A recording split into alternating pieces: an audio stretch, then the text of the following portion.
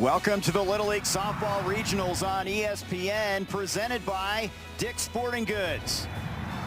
We're in San Bernardino, California. Houghton Stadium is the site. Snow Canyon Little Leaguers from Utah are geared up as they face the Summerlin South Little Leaguers from Nevada. Two Little League programs, a 2-hour drive apart, meeting here in Southern California.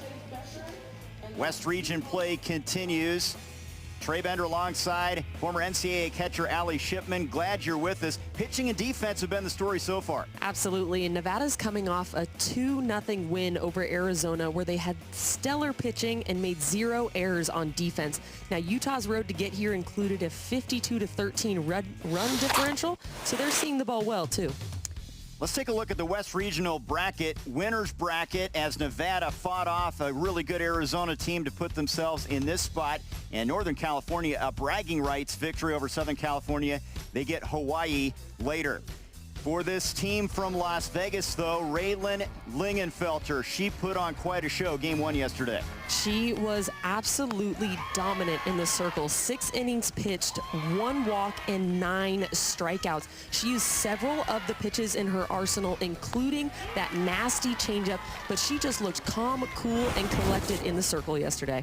And why not? She is back out there today in the circle, hoping to duplicate or come close to what she did yesterday. And she just has great command and tempo. She was extremely confident. 52 of her 83 pitches yesterday were for strikes, so she's commanding the zone well.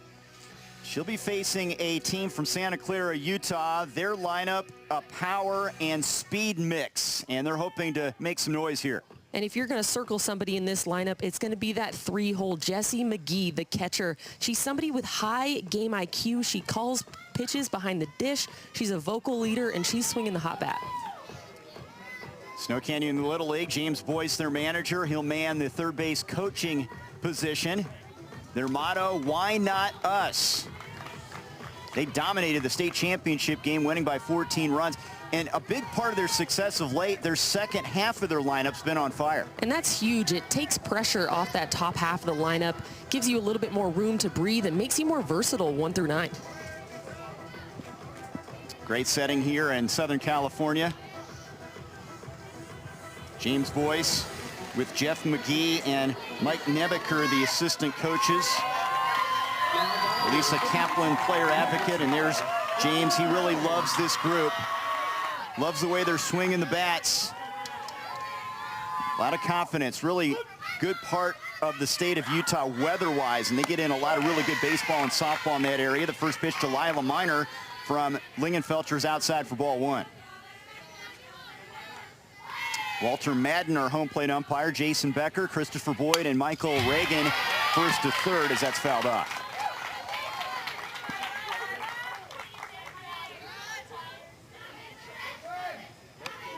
I've not had Hawaiian haystacks as a food option. That's her go-to. I love reading these player questionnaires. You get to learn so much about all of these girls on the field. She wants to be a coach when she grows up, which is so fun. She's into swimming. She plays football. She rides bikes. Grounded to third. Quinn has it, and the throw's on the money, 1 down. As good as the pitching has been, the defense has been equally good throughout this regional. Absolutely. We mentioned 0 errors for Nevada yesterday, and you'll see here Quinn, she's doing a really good job of just staying low on this ball, not hit super duper hard, but she sticks with it, stays down there, shuffles her feet, makes a great throw.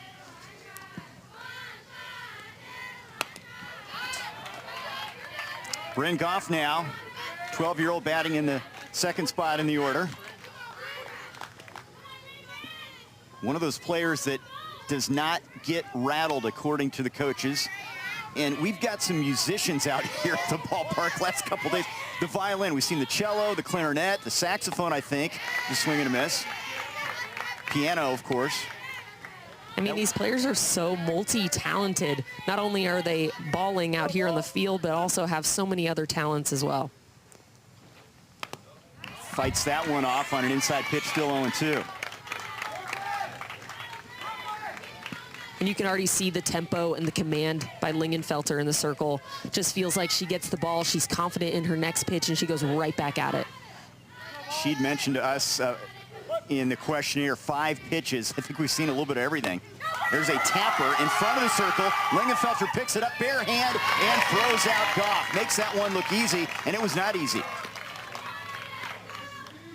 And we were just talking about the stellar defense, but look at the pitcher coming out of the circle. It's so hard to come out of that windup and then also recognize that this ball is hit off the barrel of the bat. She runs in bare hands and then makes a great throw. Very athletic play.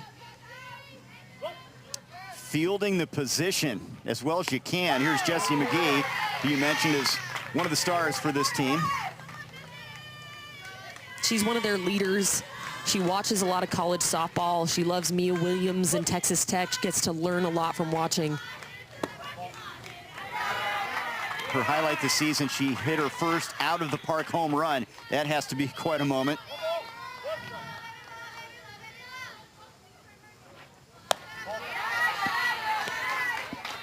I mean, inside the park's cool. You got to work for that. But when you can take it out of the park, I mean, there's nothing quite like that home run trot, that feeling of just getting to jog around the bases. casual trot, right? Casual trot. You can't go too fast, can you? No, you got to work on the tempo. Play it cool. She has a good luck plastic duck, part of her repertoire.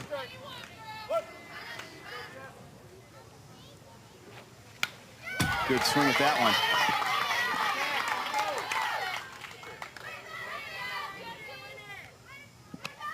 Lingenfelter already showing off her velo. You can tell these batters are just a little bit late. The adjustment here, get your front foot down a little bit sooner to get that barrel out in front. 2-2 took something off that pitch. Good job by the hitter to hang in there. Really good job there by McGee. That changeup got really good spin on it on the outer half, staying in her legs and just throwing her barrel out, staying alive, getting to the next pitch.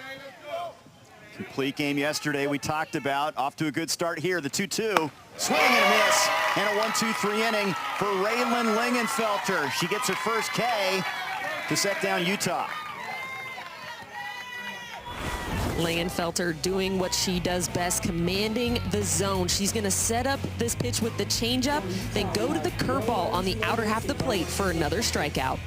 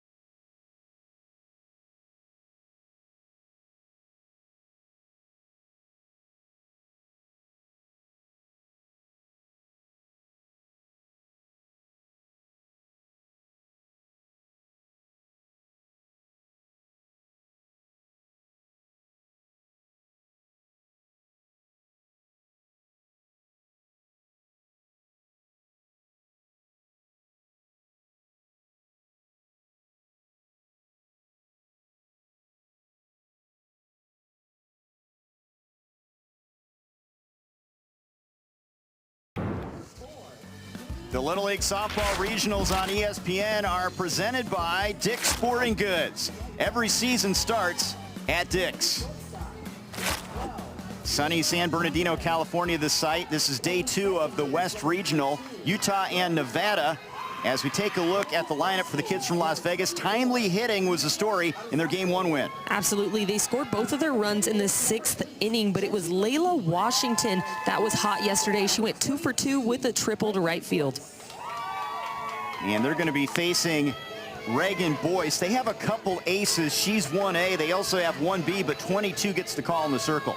And this is going to be one of those pitchers that is spinny. She's going to throw a screw, a rise ball, and a changeup, but her bread and butter is that screwball. She's going to try to run the ball inside to those righty batters. 12-year-old. Her mom played here in the West Regional. And according to the coaches, she's a future manager. She loves that aspect of seeing the game from the coaching perspective, it's great to see. Some of these kids want to be pitching coaches, others want to be head coaches, but they're thinking about those things at this age already. And it just shows the maturity and how much they love the sport. And you love to see somebody in the circle, one of your leaders, somebody that gets looked at all the time in that position that wants to be a manager, a coach, things like that. It just shows their leadership and their maturity.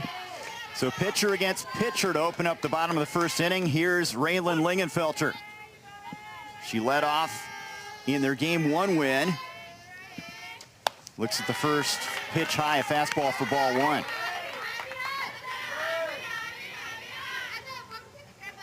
Lingenfelter also into travel volleyball. Dad played college baseball.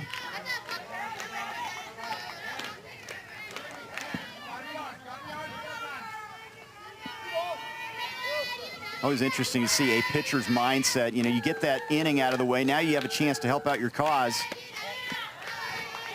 And you get a different viewpoint. You know what it's like to pitch to a batter, maybe somebody similar to you. So when you're in the box, you can put yourself in that mindset and think, what would they throw me? And she's aboard to start off the bottom of the first inning. Aaron Dalzell, the manager for this Summerlin South Little League team.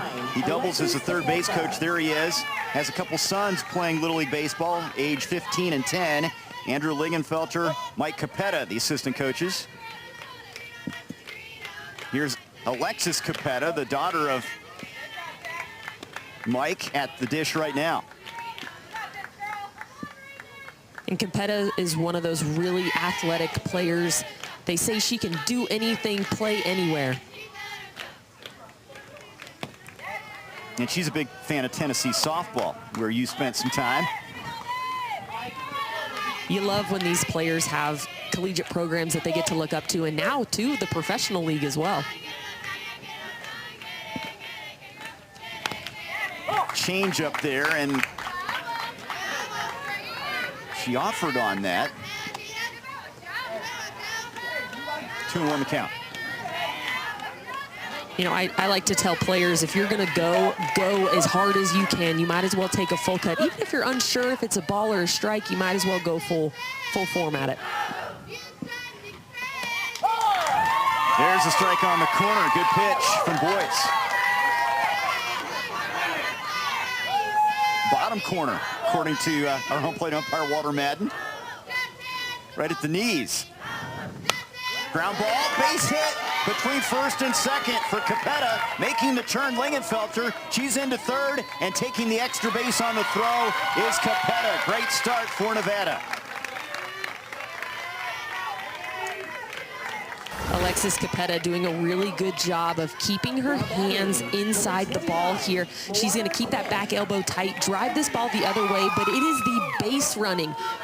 Lingenfelter knows she's going first to third all the way, and then Capetta waiting for that throw and getting all the way to second as the trail runner. Opportunistic on the base pass, and now Moana Quinn will try to take advantage and drive in a couple. Your most athletic player, top batting average this season for the 13-year-old.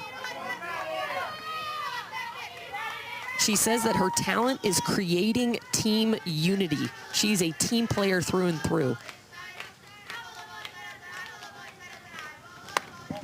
Fastball misses.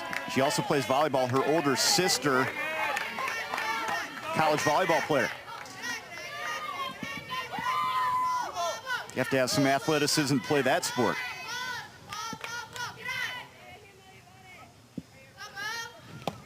Good cut at that one, 2-1. Really solid change up there by Boyce, mixing up the speeds, especially after giving up that hard hit ball. Give him a different look.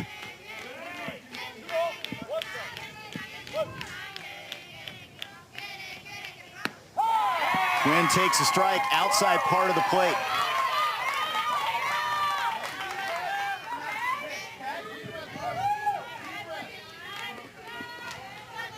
When she hits it, the ball comes off the bat differently, according to the coaches. Trying to find one here. Here's the 2-2. Full count.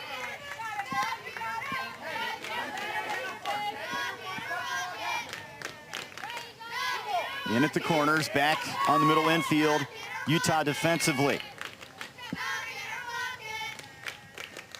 Payoff pitch, bouncing ball, base hit to center. Lingenfelter scores. Capetta rounds third and scores. A 2-run single for Quinn, 2-0 Nevada.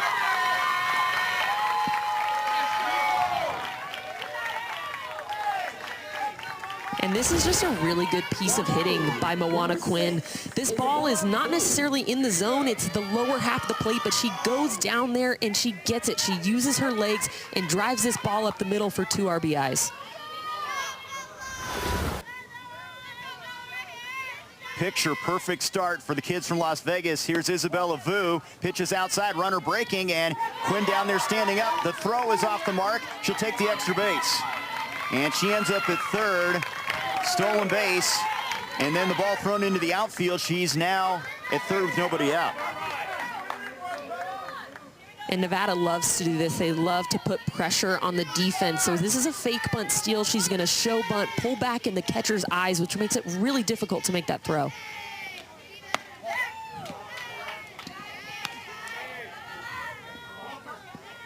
Vu, sneaky power. We're chuckling a little bit. She bats cleanup, but sneaky power for her. And her nickname is Peanut. Good swing at that one, fouled off. She's a right-handed hitter, throws lefty. Kind of unique. I think that might be an advantage as a hitter, having your dominant hand as your bottom hand, being able to pull through the ball a little bit better.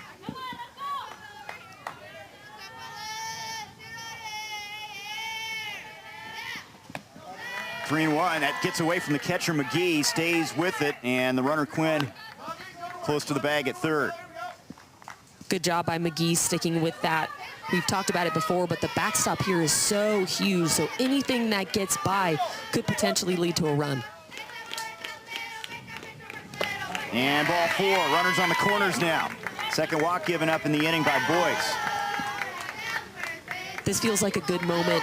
If you're a young catcher out there, call timeout, slow things down with your pitcher, talk it out with her, remind her to take a deep breath. We'll talk it over in the circle.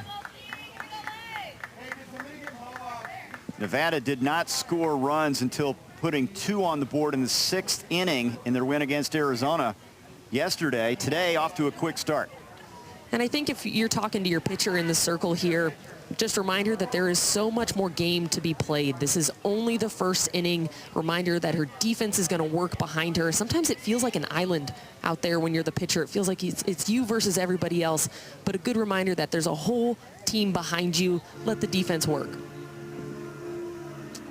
James Boyce talking to his daughter, Reagan, goes by Ray.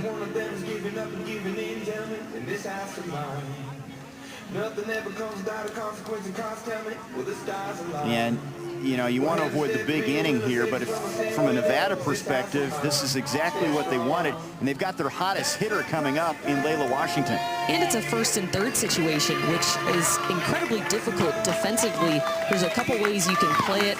You can do a fake bump throw, try to get the runner at 3rd. You can have one of your middles come across and cut. But it makes, defensively, your positioning really difficult. Washington had a single and triple in their win yesterday. Showing bunt, misses outside, throw down to second. A late throw, runner breaking from 3rd, and scoring is Quinn. The throw to 3rd is not in time. No slide, but in there safely is Vu, and it's 3-0.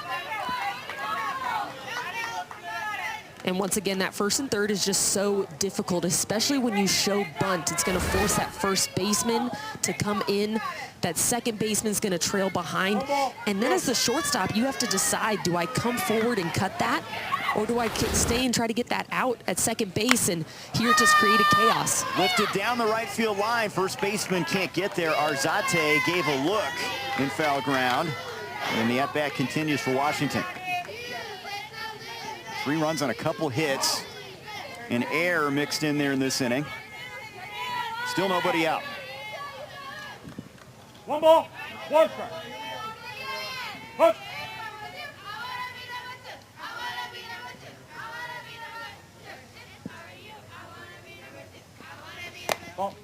2-1. If you're Boyce right now,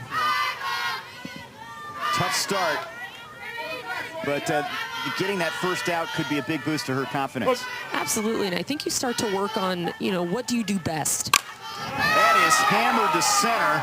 Hanson in left center field's going to make the catch. Tagging up is Boo. She'll score. RBI for Washington. It's 4-0.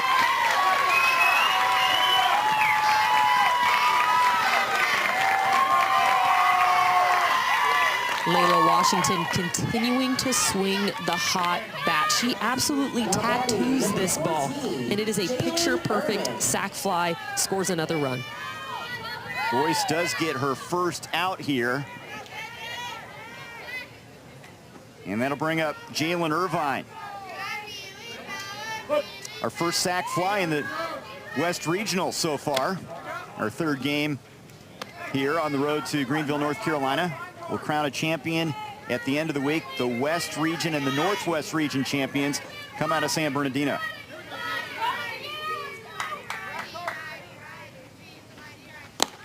High to Irvine. Irvine has an interesting grip on the bat. It's like the old Ty Cobb look here. A little bit of a split grip there, and players will do this when they struggle to get on top of the ball. They're giving themselves more control with their top hand.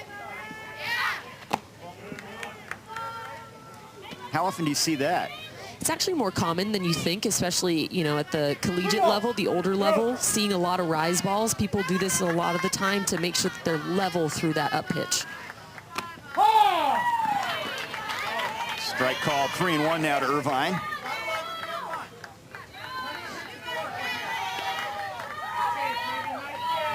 She said she's most looking forward to stealing bases, trying to get on here. And she's going to get a chance. That's ball 4. Third walk in the inning given up by Boyce. All the batters she's faced, first pitch balls from Reagan Boyce so far. That makes it really difficult. You feel like you're always on your heels as a pitcher, pitching from behind, starting ahead in the count. Even if it's a foul ball, just gives you a little bit more confidence. Now Zoe Lewis, runner going, pitch high, throw down to second is late. She's in there, and there's her first stolen base.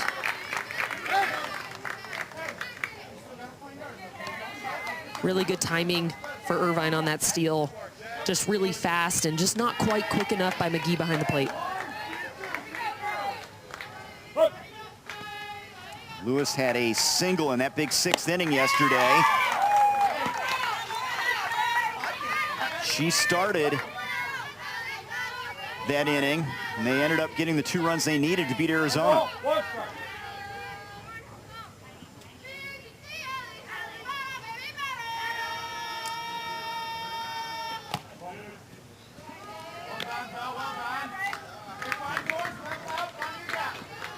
Nevada's motto this season, job not done. They were 0-2 here last year. Already have a win against Arizona. The regional this year fouled off. And sometimes once you get over that hump, you finally get that first win in a situation like this. It's a breath of fresh air. You can play a little bit freer the next game.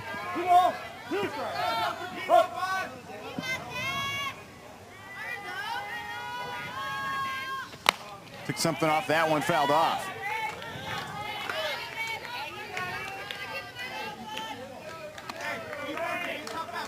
Boyce really battling here. 36 pitches, trying to hang in against a really good offense.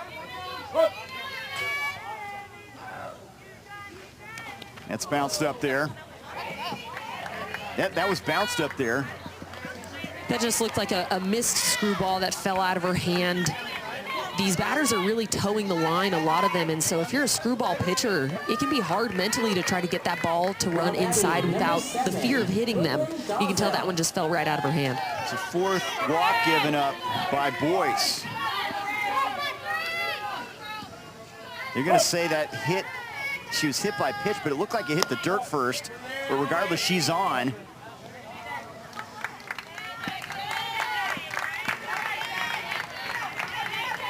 And now runners at second and third with Brooklyn Dalzell at the plate.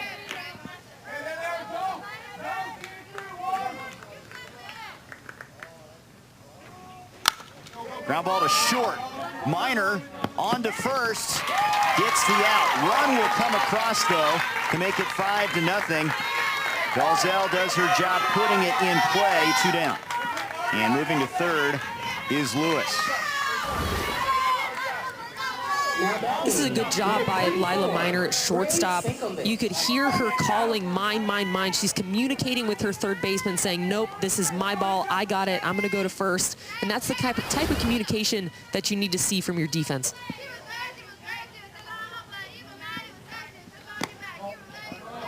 Grace Sankovic, the left fielder. 5 runs on 2 hits. The walks have been tough for this Utah team in this inning. 2-0. And you also have to credit the patience from this Nevada team. It looks like it's their plan. Their approach is to be patient. They've learned from the first few batters and are like, okay, maybe we'll take until we get a strike. That's a liner, and a base hit to center field. Sankovic picks up the RBI as Lewis scores at 6-0.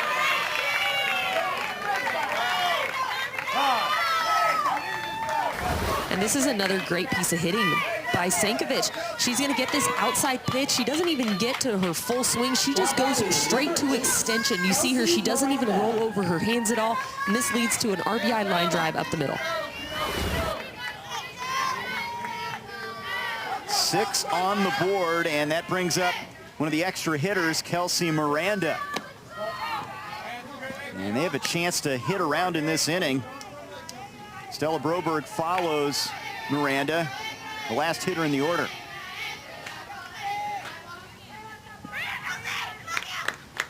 And she drives that one to center. Coming on, it's off the glove of the center fielder, Hansen. Sankovic will come around and score into second safely. Nope, she does not. She backs up and stays at third. They just opt not to send her in. And into second safely is Miranda at second and third. An error on the center fielder there. Kelsey Miranda absolutely tattooing this ball from the left-handed side. She's got that split grip, goes with it, long extension. And then the center fielder, Tessa Hansen, just a little bit of a miscue, maybe 2 hands on that ball to secure it, but a great hit. Then you could tell the runner coming around third, Erin Dalzell, the manager, a little frustrated there that she didn't go, but laughing at giving her a high five after. Yeah, I think everybody was surprised she didn't come home, but it's now second and third with 2 down, and that will bring up Stella Broberg as they meet in the circle again.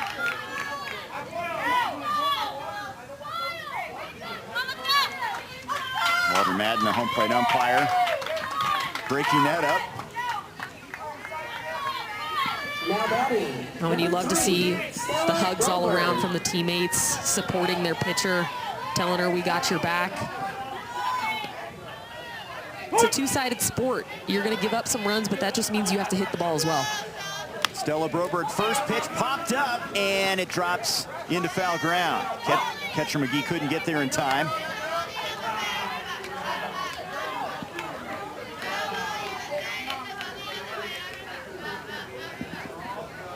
First time she has been in the 0-1 count as a pitcher here. 1-1 now.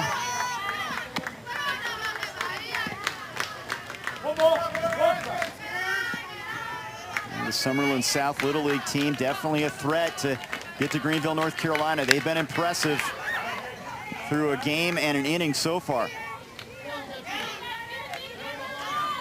You can tell that some of these players remember what it felt like last year to go 0-2 in this tournament, and so they have that little extra pep in their step, that little bit of revenge factor to them. 2-2 to Broberg. Top of the order's on deck.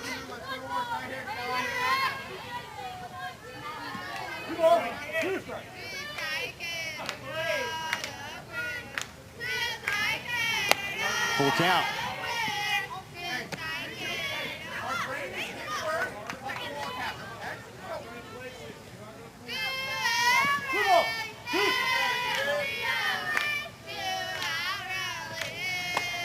And ball 4, and that'll load up the bases. So they will hit around in this inning. Another very patient at bat waiting for that perfect pitch. And if you're Reagan Boyce in the circle, that screwball is your bread and butter. I think you ride or die with that pitch. You see if you can get them to swing on the inner half. Now here's Lingenfelter, who opened up the inning, walking and scoring inside for ball one. And now if you're Boyce, you want to not fall behind here and put more pressure on yourself with the bases full.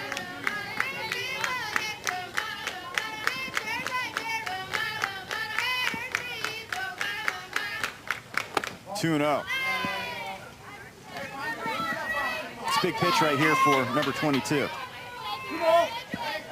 This is a big moment, and it happens in softball. This is about finding, you know, what are you made of, where can you dig to try to get through it. And it's 3-0.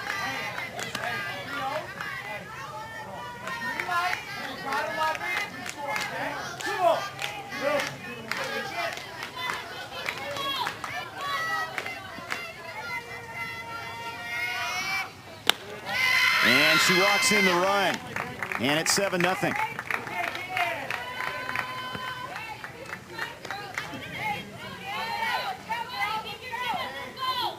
Just struggling with control in the circle there by Reagan Boyce. You could tell she's getting a little bit frustrated, feeling those emotions. And it happens. It happens in all positions of the field. Just feels bigger when you're the pitcher. Feels like you're the one with the spotlight on you. Just trying to get out of this frame and get the Utah Sticks up there. 7 runs on 3 hits. The walks have not helped the cause as Capetta is being very patient. And again, credit to the hitters up there. They're patient, they're selective, trying to make her throw strikes. You can tell that's the plan. They're towing the line. They're taking away that inside screwball, which is one of Boyce's favorite pitches to throw. And then they're, my guess would be they're taking until they get a strike. There's a strike, 3-1. It's a great spot there. That has to feel good if you're Boyce. Try to feel that rhythm again. Fouled off, full count. Capetta singled her first time up in this inning.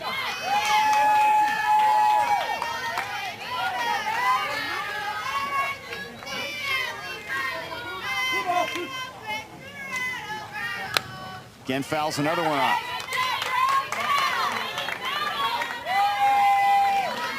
Alexis, a hard worker, also plays soccer as well as softball. Big Freddie Freeman fan. Who isn't a Freddie Freeman fan? The opponent of Freddie Freeman. Yeah. 3-2. And she chases one high and strikes out. So Boyce gets the pay to get out of the frame, but a monster inning for Nevada. 7 runs on 3 hits. And how about Moana Quinn, the third baseman for this Las Vegas team? Moana Quinn doing a great job of getting low to this pitch, starting this inning going. Can Utah respond when we come back?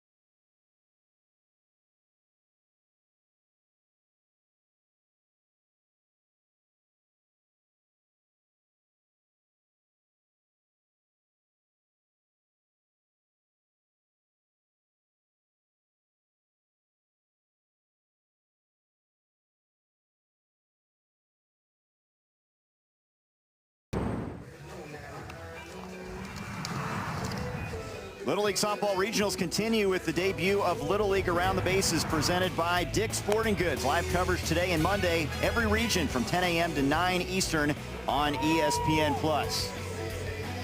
7-0 Summerlin South Little League from Las Vegas, Nevada in front of the Snow Canyon Little Leaguers from Utah. And a big cushion for Raylan Lingenfelter, who already has a complete game victory. And her offensive mates helping her out here. Absolutely. She's been stellar on the mound, just an absolute workhorse out there. But if you're this Utah offense, take it one at bat, one pitch at a time. Your job is to pass the bat down. Try not to do too much.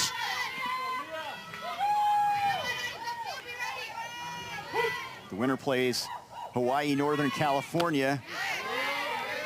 That's a game we will follow with in the West region after this one.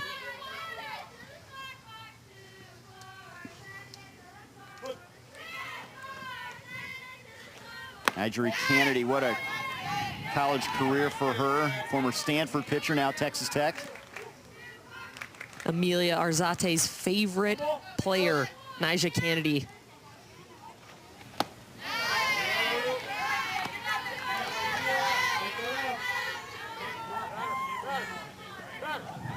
She is an artist in a unique way. Arzate likes to draw, but also mold clay. And she wants to own a bakery, multifaceted. Fouls that one off. We need more bakers out there, don't we? I mean, I agree. You want the good stuff, not this processed stuff. I mean,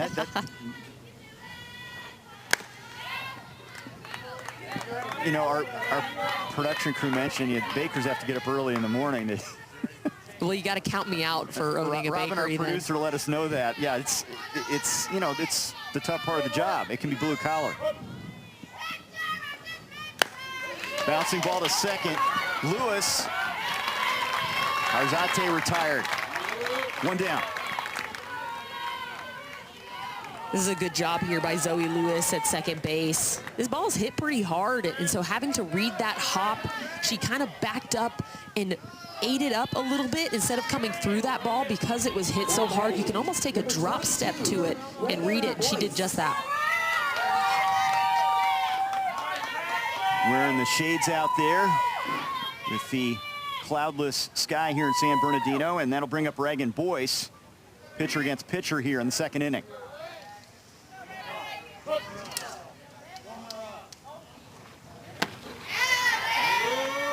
Reagan Boyce, a huge Sam Landry and Oklahoma softball fan. Oh, lasagna is one of my favorites. Are you kidding me? That's a great pick. It's not lunchtime yet, but we're always talking about food up here. well, I mean, you were looking at the snack shop down the right field line like all day long. I know, we're in direct bird's eye view of the snack shop up here. There's a strike on the corner. Good frame there behind the dish by Layla Washington, sticking that outside pitch. Got crossed up a little bit, but hung in there. 2-2. Lingenfelter works very quickly and, of course, effectively. She has been a machine out there the way she's throwing strikes. Just missed with that one.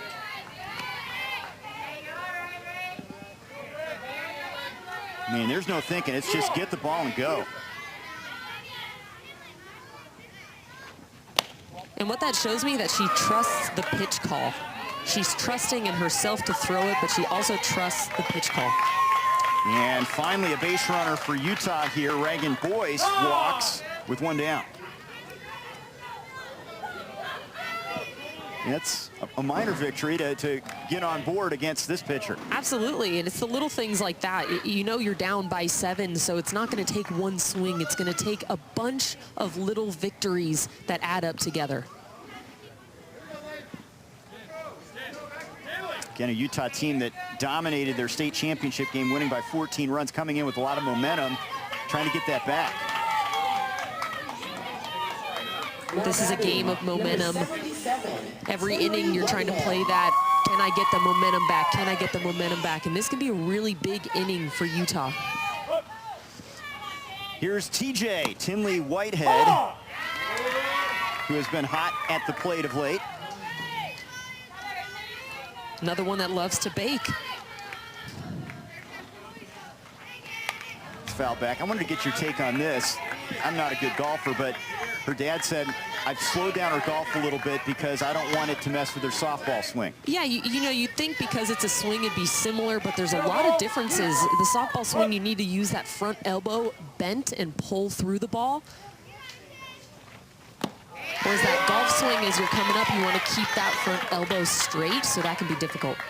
There's the second strikeout for Lingenfelter, 2 down here in the second inning. Great bounce back by Lingenfelter.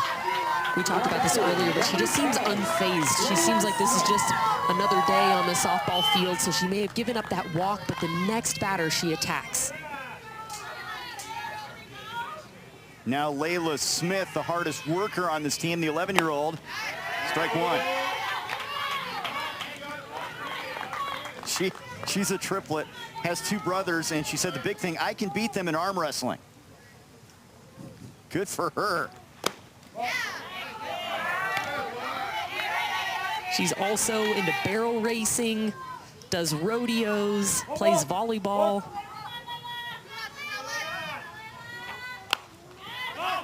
Tap, and that spins back foul across the chalk.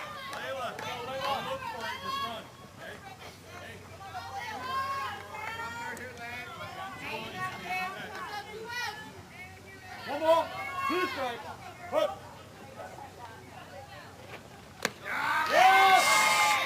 Strike called, and strike 3, and that will end the inning. 3 Ks in the game for Lingenfelter, who continues to roll on. And Nevada has a big lead, up 7-0.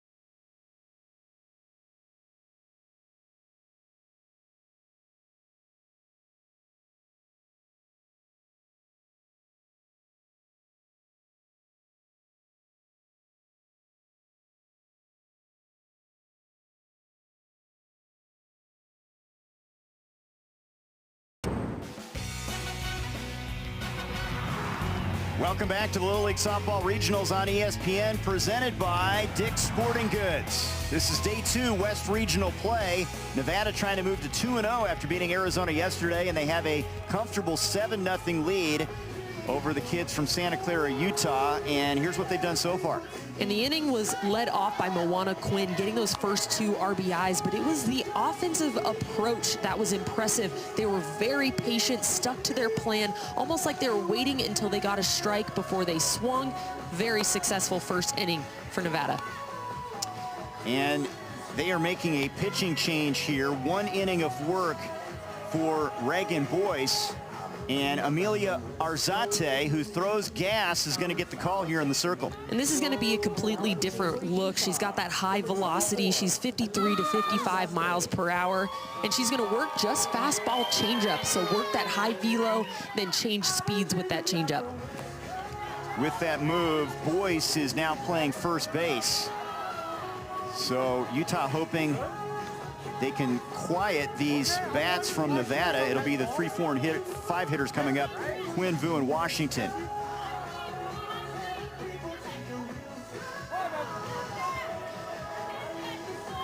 Sometimes a lineup switch can change things completely, get the momentum rolling in the right way. And sometimes it's that breath of fresh air, like, okay, let's get something new, get some new momentum. And then the pitcher, sometimes there's just that aura about them in the circle. You put somebody new in and the entire defense can feel it. Quinn had the big 2-run single in that big first inning.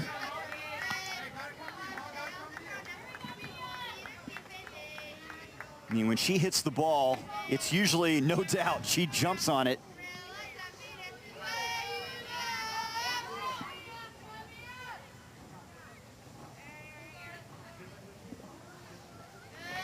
An anchor in the middle of the lineup fouls that one off.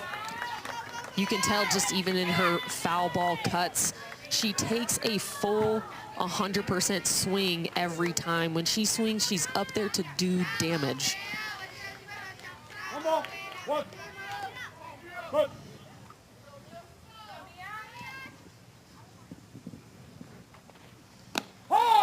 That's a strike on the outside corner. Good pitch from Arzate. Really great pitch and a really great frame by Jessie McGee behind the dish there, getting around it, pulling it across. 1 ball, 2 strikes.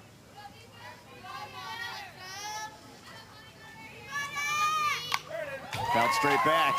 You see that, you know a hitter is right on top of it when it's fouled straight back to the screen. And we talked about that changeup earlier. This isn't a bad count for her to pull that changeup out, maybe put it a little bit more low in the zone. Even if it one hops, it's a different look.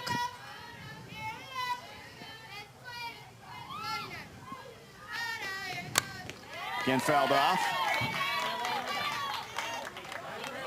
Quinn's dream to be a veterinarian at the zoo.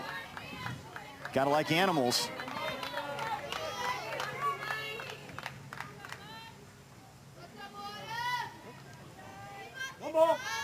Trying to reach for the second time here in this one. 2-2.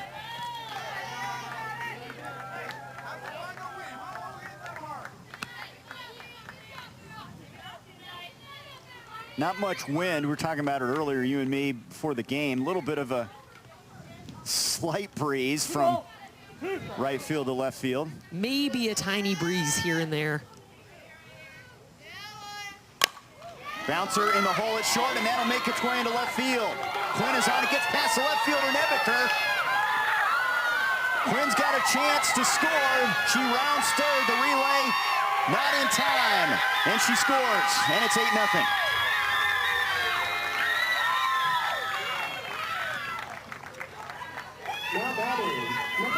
Moana Quinn continuing to hit the ball hard. This ball is hit hard through the 5-6 hole.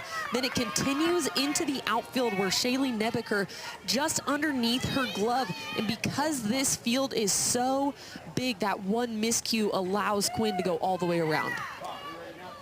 An error on the left fielder. She comes all the way around and scores. To open up this inning, here's Isabella Vu.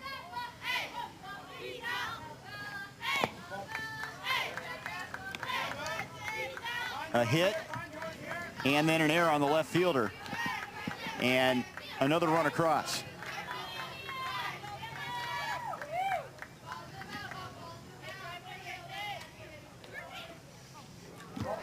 That one got away from Arzate.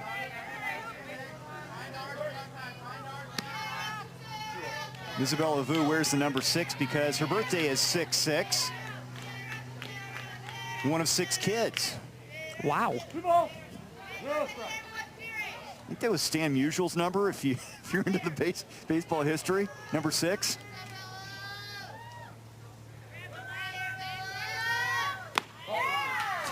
And her dream is to meet Reese Atwood, the former University of Texas softball catcher. Now she's playing pros with the AUSL for the Blaze. I'm learning a lot about catchers today from you. Hey, listen, you can count on me to talk about the catchers. There's ball 4, Vu's on. That is the 6th walk given up in the game, 6 in the game. First walk given up by Arzate. Now batting, number 2, Layla Washington. Boy, there is not any let up in this lineup.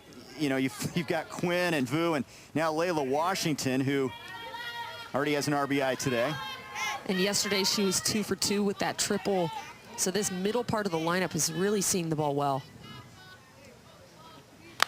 Popped up. First baseman has a beat on it, and Boyce makes the catch, 1 down. Good pitch there by Arzate, working that outer lower half of the zone. Gets Washington to mishit it off the end of her bat. And she can breathe a little bit now after getting that initial out, as it brings up Jalen Irvine, who walked and scored in the first.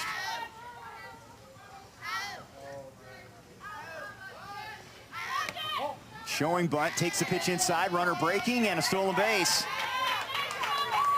Vu now down at second. Another one of those fake bunt steals. Can be really difficult as a catcher when you have that bat coming in front of your eyes. Great play offensively, though. Swings away now, 1-1. Yeah, as a catcher back there, you've got so much in front of you, but it's ball first, right? Ball first. Sometimes, too, you know the runner is going. If they square early, you can prepare, maybe get a little lower, maybe get a little higher, try to get above.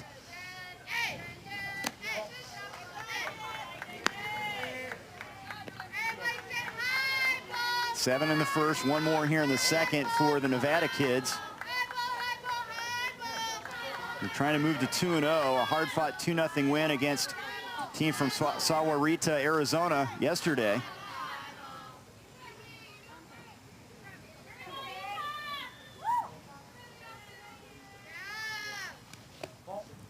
Three balls and a strike. Throw to third, not in time. Stolen base for Vu, her second. Good read there by Vu. Jessie McGee doing a really good job of blocking this ball, keeping it in front, just a little high on the throw. But what I like is Lila, excuse me, backing up and covering, making sure that this ball, you'll see Lila Minor coming behind, reading that she's going to throw this ball, backing up so that the run does not score. That is huge for Utah. Full count now, well-schooled team. You see that, they're schooled in the fundamentals.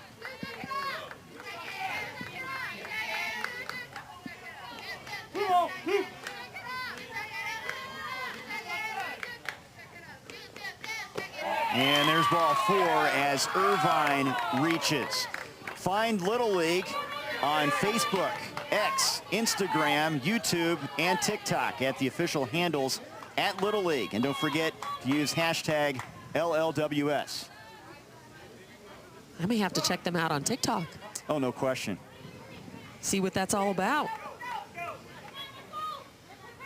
You can follow what's happening with the catchers in this region.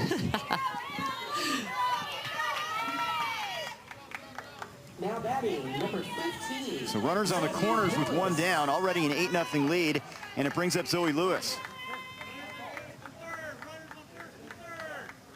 Hit by pitch, first time up.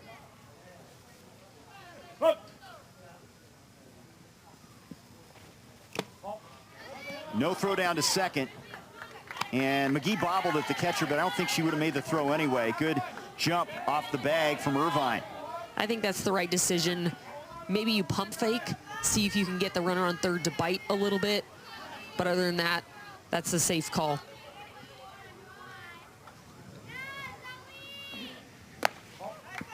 Two-0. Well, this, you've got to love this as a hitter. You got the hitter's count. Runners at second and third. 2 balls, 0 strike.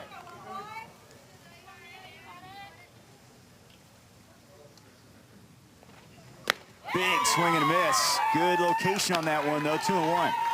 A really good spot there by Arzate, painting that outside corner, using her velocity.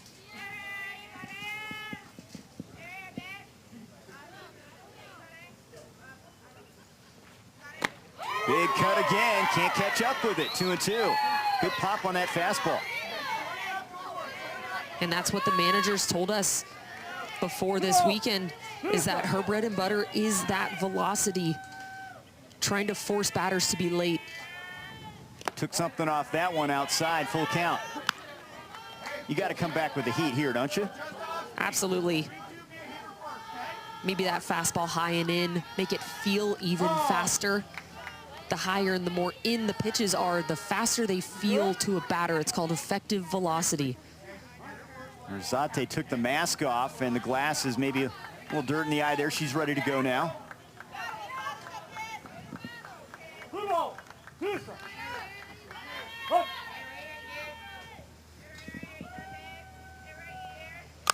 Ground ball to short.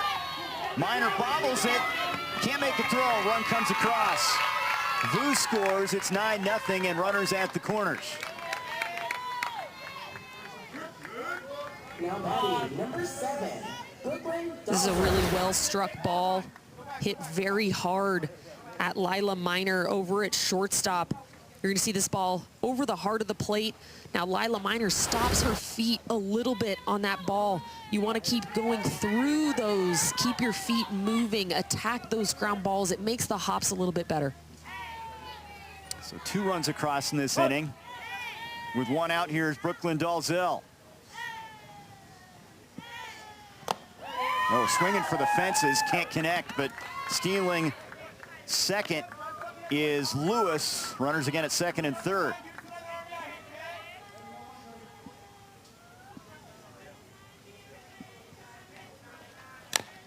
Tapper foul.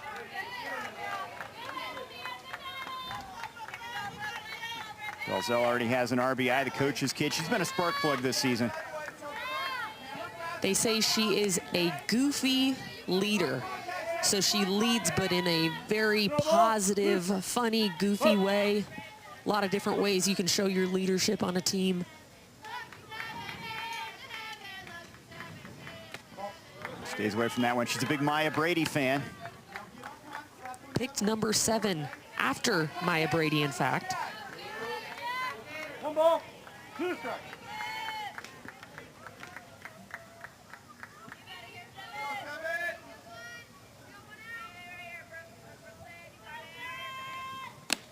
Two and 2.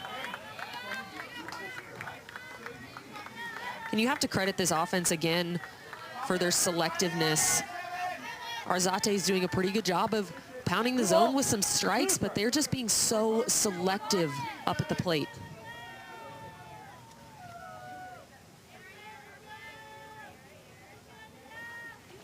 And that one gets off the glove of the McGee, the catcher, heads to the backstop, and a run comes across, and it's now a 10-0 game. Irvine scores. Lewis advances to third. Pass ball there. Wild, you're going to call a wild pitch, not a pass ball on that delivery. And this is just a wild pitch that's going to miss up in the zone, and on the other side of the plate, crossed up McGee a little bit because that backstop is so big. There's nothing for it to bounce off of. Sometimes if you have a shorter backstop, it'll bounce off and come back a little faster to you, and you have a shot, but here it's just so big. Strike on the corner, and Dalzell strikes out. That's out number 2. That is a great spot by Arzate and a great bounce back after that wild pitch. The next pitch, exactly. She's going to go back to this fastball on the outside corner. She's going to spin this ball. Watch how McGee behind the plate gets around it. She's fired up, Arzate. Good job. Now facing Grace Sankovic. Strike 1. RBI single in that big first inning.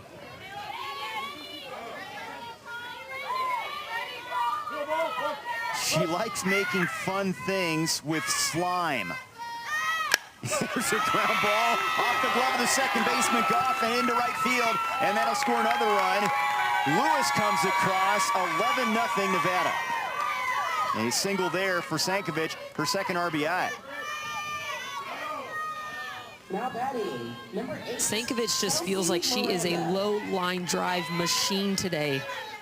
Both of her hits have been hit incredibly hard. Low line drives, one up the middle, one to the right side of the field, using full extension on both of those. Well, they hit around in the first inning. 8 to the plate already in this frame.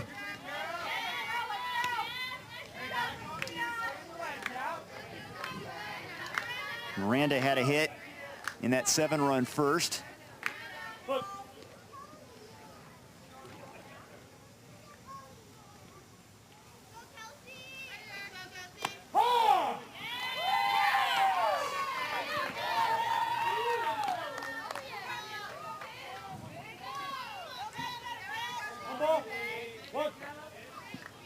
Nevada has come out focused in this West Regional.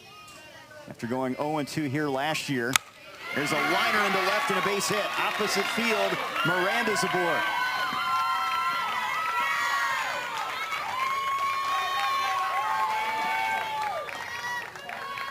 Hitting's contagious. Absolutely, and this is just a textbook piece of hitting on how to go opposite field. It always feels like the lefties just do it so much easier. Lets that ball travel, long extension, trusting her hands, and just a really good piece of hitting there. That was one extra hitter in this continuous batting order. Now Stella Broberg, last hitter in the lineup. She walked in the 7-run first. Huge Jordy Fromm fan, but her favorite sports team is the University of Texas softball. That could be tough. That's a little bit of a rivalry there. Yeah, Nebraska in the postseason this year. Knocked off Oklahoma State.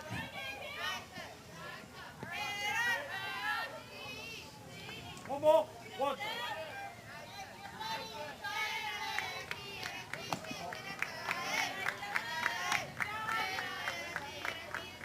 Yeah, you can be a fan of a player from a different team and still have your team, right? Yeah, it only gets tough when they play each other, Right. and it's like, oh, who do I vote for here?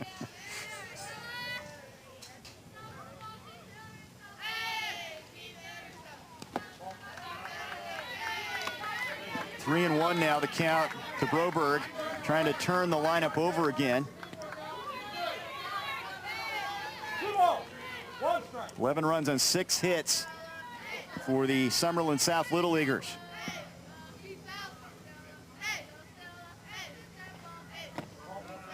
And the base is now loaded. It's the 3rd walk given up by Arzate in relief of Boyce. And now we'll go to the top of the order. And loading the bases feels like a negative, but with 2 outs, it gives you a lot of opportunities for outs everywhere. Anything put in the infield, you basically have an automatic out, whether that's first, second, third, or even home.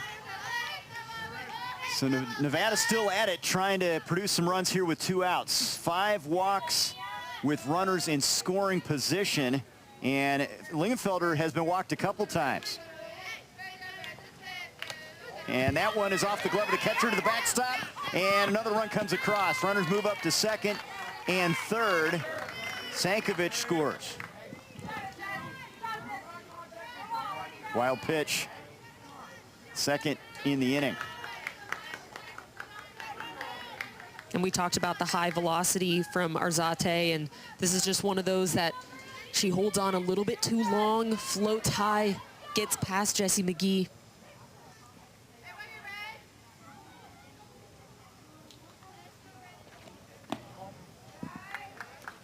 And Lingenfelter has not seen a strike in her time up there today.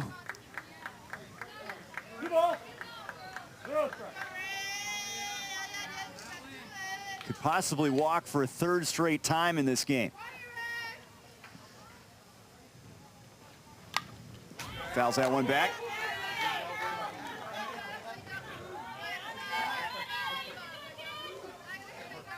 Well, who has more confidence than Nevada right now? 7 in the first, 5 in the second. And you can just tell by the confidence that they bring coming into the box. It's just about their presence, how they carry themselves. They are ready every single pitch.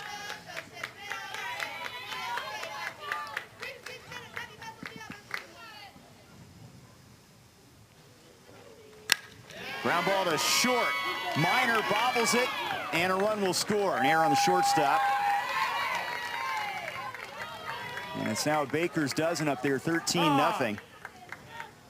As Miranda touches home plate.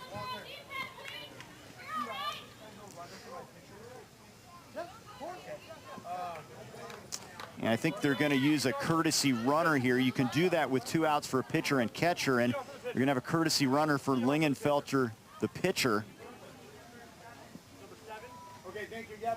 Get her out of the heat, and she'll be back in the circle, of course, next inning. Absolutely. That was always nice as a young catcher growing up, getting that courtesy runner, knowing that you can go back into the dugout, get a sip of water before you got to go back out there. Brooklyn Dalzell will run for Lingenfelter at first base. Number 9, Alexis Capetta. Oh, it's actually Capetta. I thought it was Dalzell. It's Capetta, number 9 out there.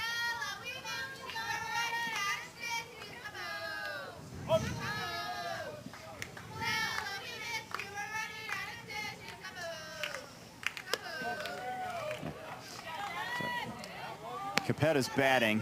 Dalzell's at first base, running.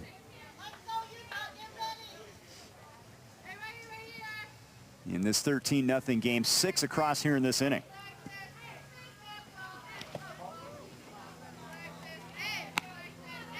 You know, sign of a good team also, Allie, being able to produce runs with 2 outs. Absolutely. And, you know, they've also done a good job of getting that leadoff batter on. So not only are they starting the inning with pressure, but even with 2 outs, they're always putting pressure as well.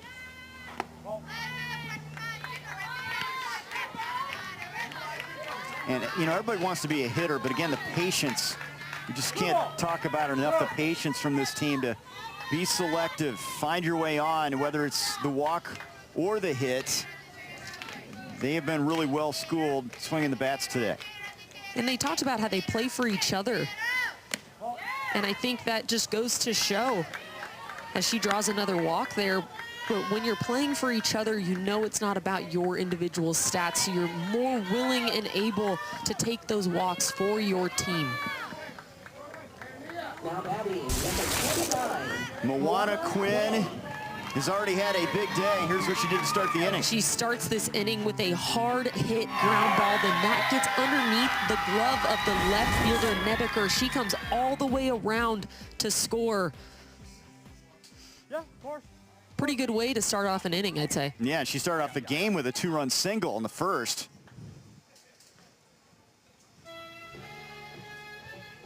And Utah trying to get out of this frame. It has been a tough inning. They started with Boyce in the circle, then Arzate, and now a water break, a hydration break here. And what could come into play here is the run rule in Little League softball. Here it is, 15-plus runs after 3 innings, 10-plus after 4. And Nevada is the home team.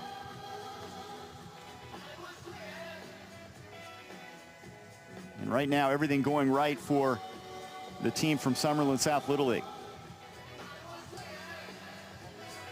And the conditions out here, it's pretty hot here in Southern California too. You can tell being out on defense for this long, starting to take a toll on some of these players, taking advantage of a water break. You know, I was going to say water break, and I said hydration break because, you know, we've been watching a lot of World Cup, a lot of us. But it could be water. It could be Gatorade. Could be Gatorade, could be Powerade, who knows? Could be, but it's definitely something to quench the thirst here in this heat.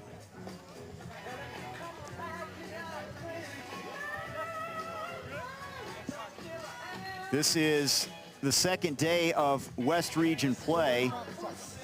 We also have the Northwest Region, and here are the games coming up. Colorado and Idaho. Our next game I'll be with Allie for the Northern California-Hawaii matchup, and then Washington and Oregon to cap things. As Quinn fouls it off. On the road to Greenville, North Carolina, we'll have a Northwest Region champion and a West Region champion coming out of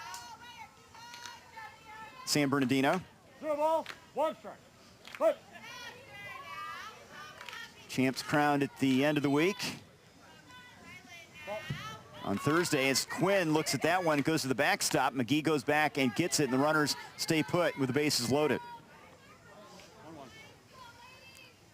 Good job of covering by Arzate. One ball, one Bouncing and going to get it by Jesse McGee. You can see that pad behind the plate. If it hits that, it has a better chance of rolling back hard.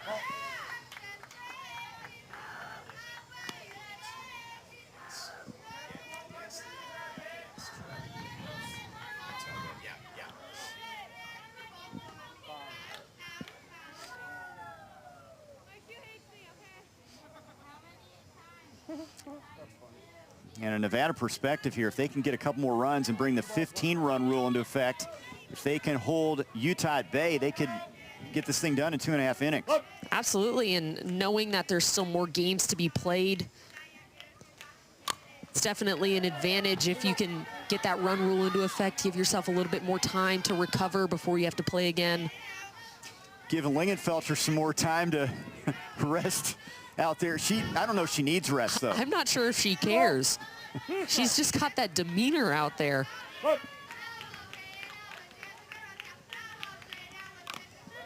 Quinn got a piece of that one. Went off the catcher's helmet, I believe. good.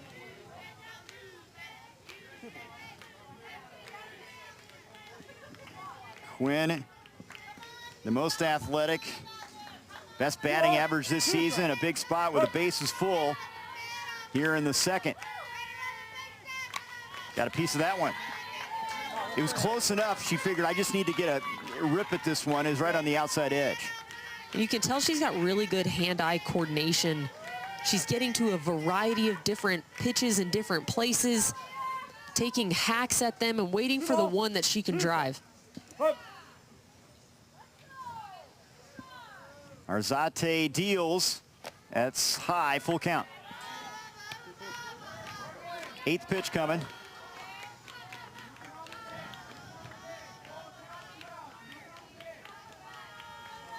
Two ball, two strikes.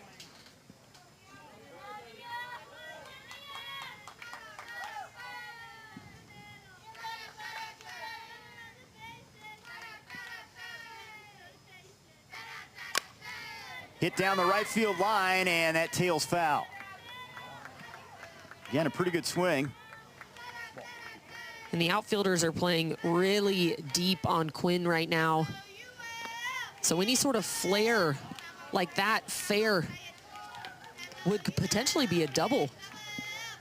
But they're trying to keep from that big hit from happening. Quinn has already had one of those big hits today. Payoff pitch. That is ball 4. So Quinn picks up her third, or make it 4th RBI as she walks with the bases loaded. And it's 14-0. Now batting, number 6, Isabella Vu. And here's Isabella Vu, who has walked a couple times today.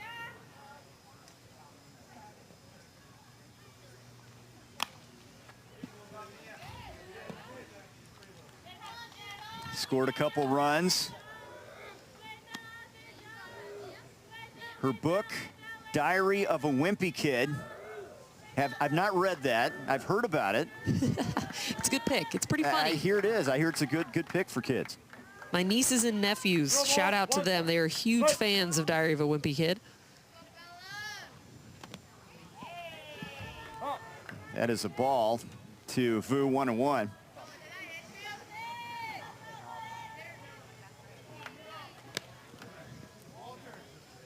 Knob, yeah, I got knob in the back. I think that hit the knob of the bat, he's saying. 0-2. Zero ball, two strikes. Put. Fouled off.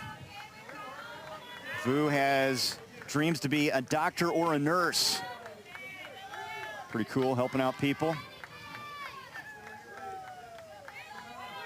Good ball. 2 strike. Hook. Pulled down the left field line foul, just over third base there. You saw that off-speed pitch. Vu doing a good job of fouling it off, staying alive, especially with 2 strikes. 7 in the first, 7 in the second. I think I got a rhythm of it too. No, it's a little more than that. It's like every 2, sometimes every 3. All right. They got him. 0 ball, 2 strikes. Walter Madden and the catcher McGee with a little conversation there. That's great stuff.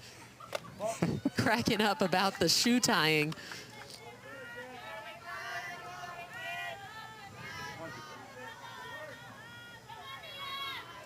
One ball, 2 strikes. Vu trying to keep the inning going.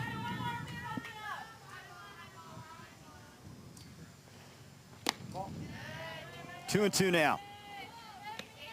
Nothing coming easy for the Utah pitchers, Boyce and now Arzate. That's a good spot for that count, just a little up and a little away, but especially ahead in the count 1-2. I think that's a great chase pitch. 3-2 now. That bounces away from the catcher. McGee staying in front of it. 3-2. And a big pitch right here. 8th pitch of the at-bat. 2 ball, 2 strikes.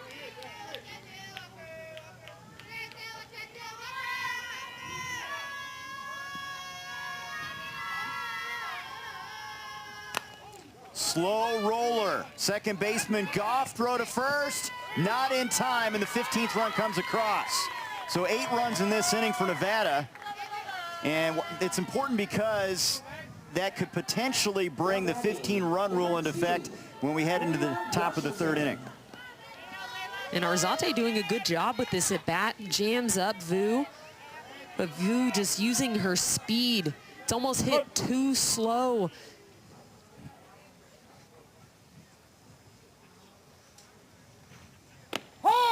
Now Layla Washington, strike 1. Washington is one of only 2 Nevada batters without a hit. She does have an RBI via a sac fly.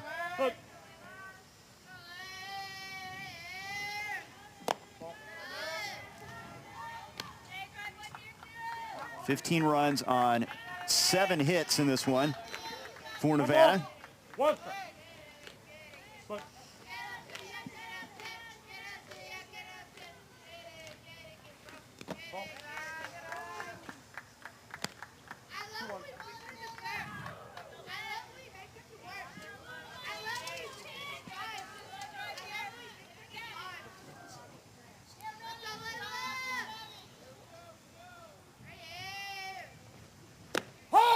Strike called, 2-2. Arzate trying to get out of this frame. It has been a long one. It's a great spot there, up and in on the batter, using her velocity. You can hear the pop of the mitt.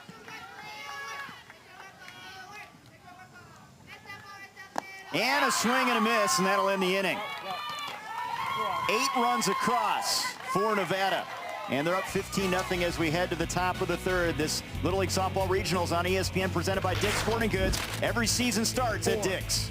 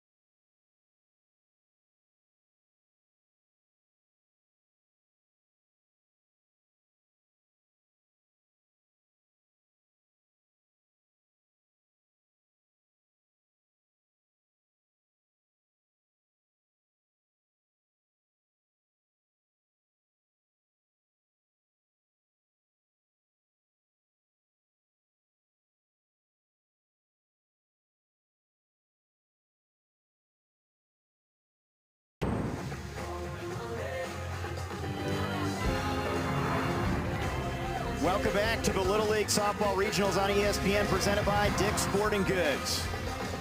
San Bernardino, California, West Region play. Nevada trying to move to 2-0, and they can close it out here in the top half of the third inning and bring the 15-run rule into effect with Raylan Lingenfelter in the circle. Want your child to experience the teamwork and fun of Little League baseball or softball? Visit playlittleleague.org. Enter your address to find a Little League community program near you. What a performance from Nevada, and Lingenfelter, who had the complete game yesterday, can get a win here and close it out in the third. And she is just absolutely chugging along. 34 pitches total. 24 of those have been strikes. So once again, she is just pounding the zone, being very efficient. And they've made a move here, Allie. They will not bring Lingenfelter in there, and Alexis Capetta they'll bring in to close the door. Their number 2 pitcher is now out there to take over in the circle. And giving Raylan Lingenfelter a little bit of a breather here. Alexis Capetta, she's going to throw a fastball, a drop, and that change. She's got good velocity, but she'll be a little bit more lower in the zone than Lingenfelter. A bit of a different look here. Lingenfelter now at shortstop with Capetta in the circle. And an opportunity to get her feet wet pitching. And this is really good experience, too. Knowing that you're up by a few runs, being able to give Alexis Capetta some moments in the circle, because you never know who you're going to need down the stretch. Now batting for Utah, number 2. Miranda's now in left field. And Broberg's in right.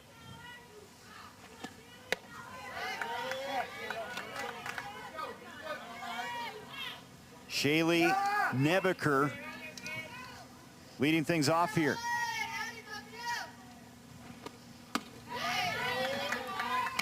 Now Capetta, 16 strikeouts in one game this season. She can deal it. You know, it feels like they have a 1A and 1B in their pitching staff. A lot of depth. They talked about that. Very confident in their pitchers.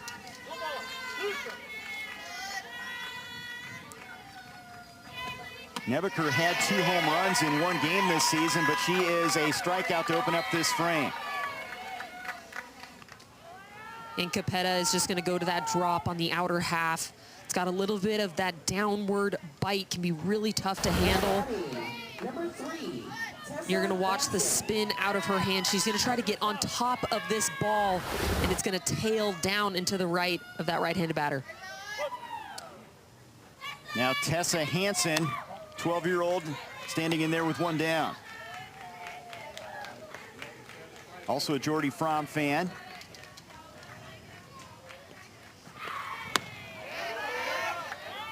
Can't catch up with that fastball.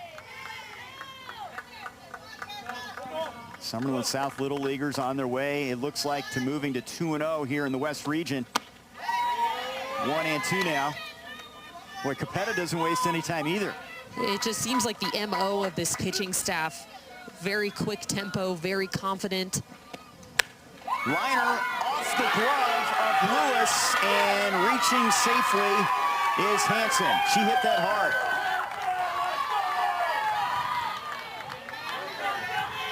That'll be an infield single.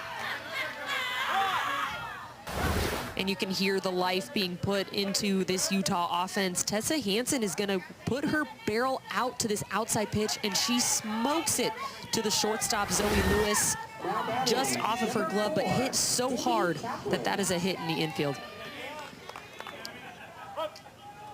So Demi Kaplan now, the right fielder, with 1 out, 1 on.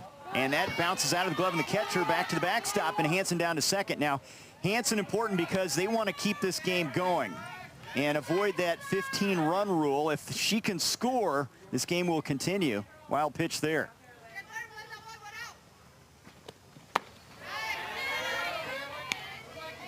If you're the Summerlin South Little Leaguers, you know the importance of you can close it out if you can keep her from coming across. And sometimes it's those last few outs, whether it's within run rule territory or at the final stretch of a full game. Those last few outs, sometimes they just feel harder. Feel like you have to work for them. 2-2 to Demi Kaplan. Her twin sister, Evie Kaplan, is on deck.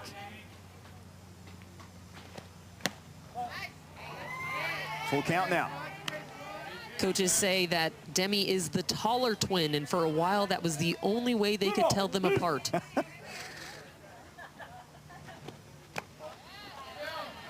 And she's on. No. Yep, she didn't realize it was ball 4. She is on here, so a couple base runners with one down.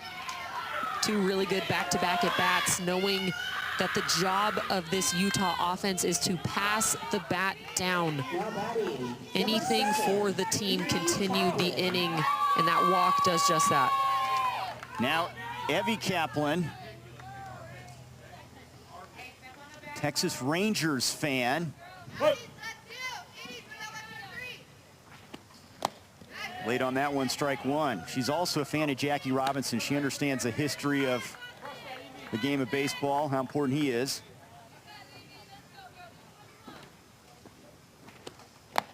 Swings and misses there, 0-2.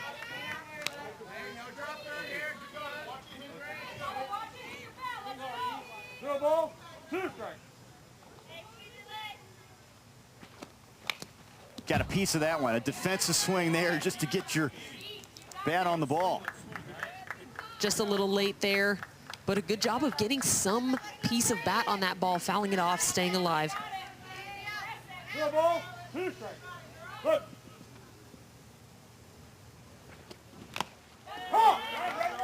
Foul ball at the plate.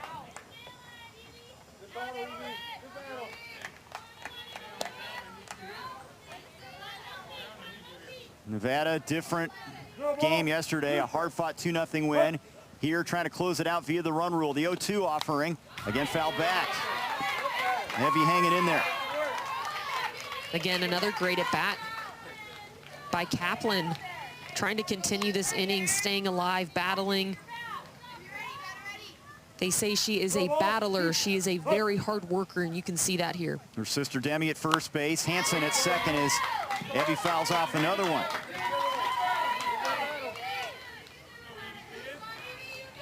Their first hit in this game, in this inning, from Hansen to start things. Ball, 2 strikes. Look. And she chased one high and strikes out. So Nevada is an out away from closing this one out. And Capetta is going to go to that changeup there. You can see it just floating in, huge speed differential, and it has quite a bit of movement. You're going to see it. She's going to throw this flip change out of the back of her hand. It's going to float over the zone. A lot of movement, really tough pitch to handle. Now Nina Bernard, 13-year-old, the last hitter in the continuous batting order at the plate. Big Aaron Judge fan, trying to keep this inning going. 2-0.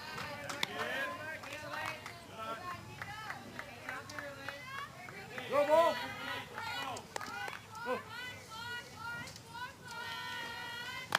2-1. Swinging for the fences with that cut. Ha! Now time is called here, and a conference in the circle.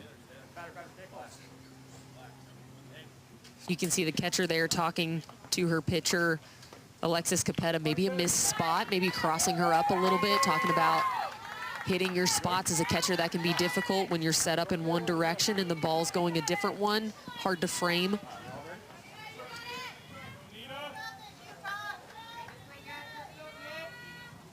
Ball, 1 strike. Capetta, the daughter of the assistant coach Mike Capetta, with a 2-1 delivery. 3-1 now. If Bernard reaches, it'll be the top of the order for Utah. And that's ball 4. She's on, so the bases are loaded. Snow Canyon Little Leaguers trying to hang in there. Huge at bat by Nina Bernard, continuing the inning and bringing up the top of their lineup. And this is a player with a hot bat coming into the regional, Lila Miner, their leader. Grounded out first time up. Bounced up there, ball 1. Great block, picture perfect, keeping her chest and top. Glove first, it's a good job of keeping that in front, knowing that that run for them can't score. Yeah, Washington's got her eye on Hansen at third. Here's a 1-0, swing and a miss, 1-1.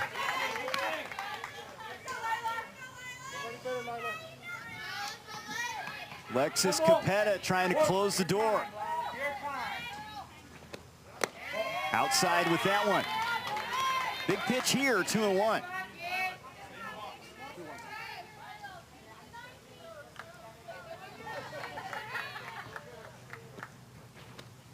Fouled off. One strike away, Summerlin South from moving to 2-0 here in the West Regional.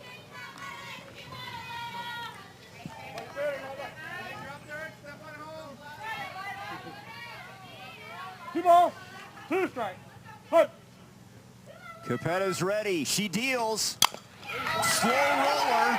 First baseman can't make the play, and a run comes across. He was in an awkward spot on the infield, and the run will come in. Hansen scoring. It's 15-1, an infield single for Lila Minor. So the run rule will not come into effect here in this inning. And this ball is just perfectly placed in the infield. She hits it off the end of her bat, almost hits it behind her, but then the communication here between the first baseman and the pitcher makes it really difficult to make that play.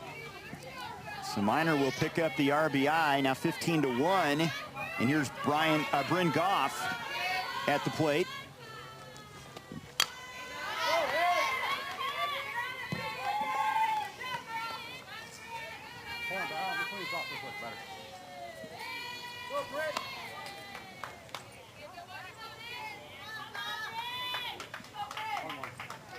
One ball, one. Put.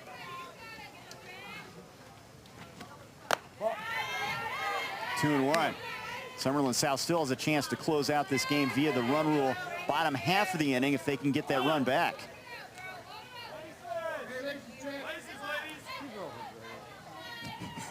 Walter Madden. All right, I think we're ready, bro. Talkative home plate Two ball, umpire. one strike. Put.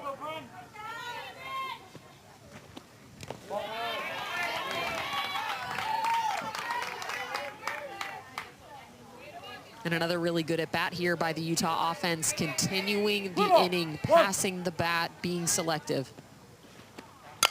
Here's a ground ball and a base hit to center field. How about Goff picking up a run-scoring single? And now you've got a couple runners on the bag at third. And I think everybody's safe. Believe it or not, they somehow ran away from trouble there with two runners standing on the bag at third base. It's a 15-2 game.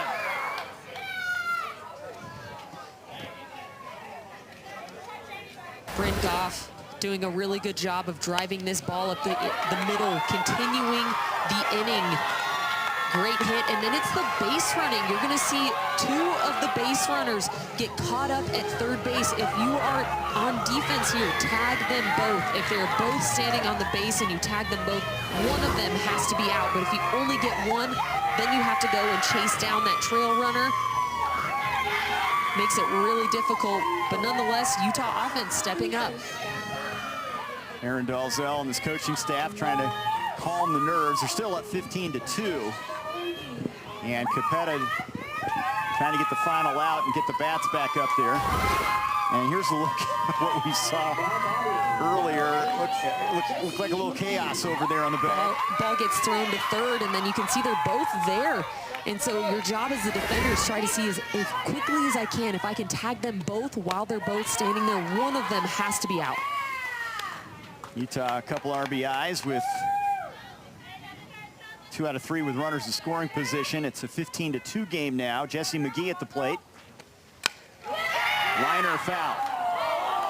Well, let's credit Snow Canyon Little League showing a little life here in this third frame. And you can hear the fans, you can hear the team starting to get a little bit more momentum, starting to cheer a little bit more. They know that they're still in this game.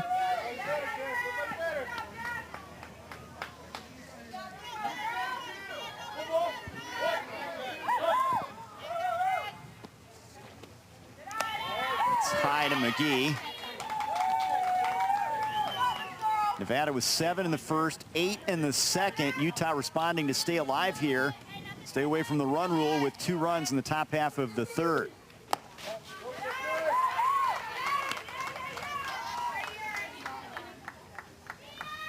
And again, Capetta falling behind on the count.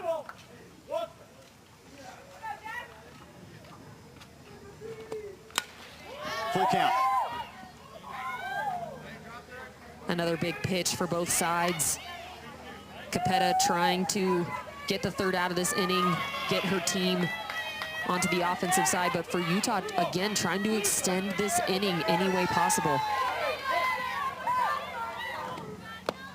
And that's ball 4.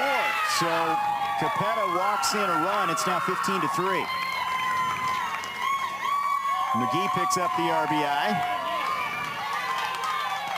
You have got to love the fight and resilience that's being showed here by this Utah team.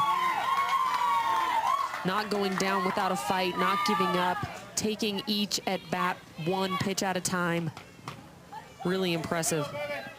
You know, we had mentioned the second half of their lineup had been on fire through state play, and the second half of the lineup sparked them here in this inning. And that's huge. It's continuing to turn the lineup over, continuing the inning. And it takes pressure off that top half of the lineup, too, when you know that maybe if I don't get the job done, the girl behind me will pick me up.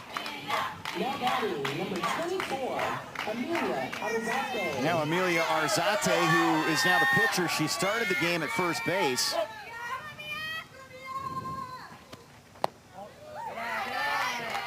Grounded out her first time up.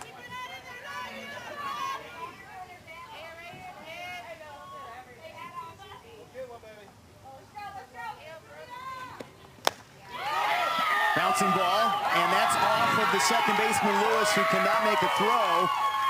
And it's 15-4 as Minor scores.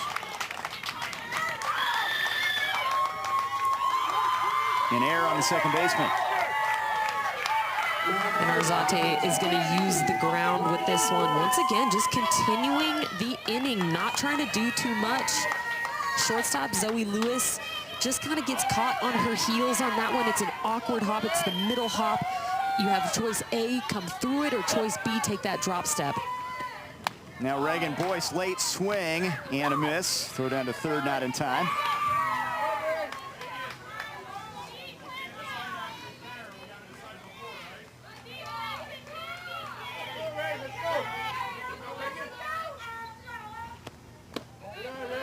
The motto for Utah coming in, why not us? I guess you could say, hey, we're down 15 runs, why not us? Let's erase this thing.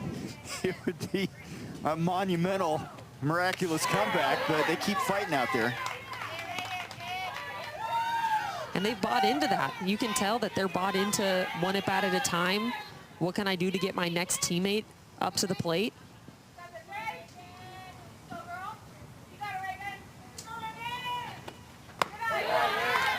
And right now, Capetta having a tough time finding the zone.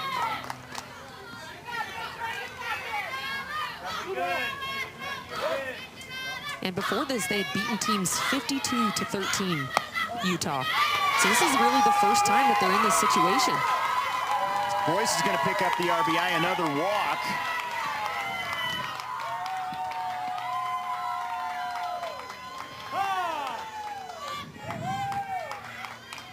And time called here.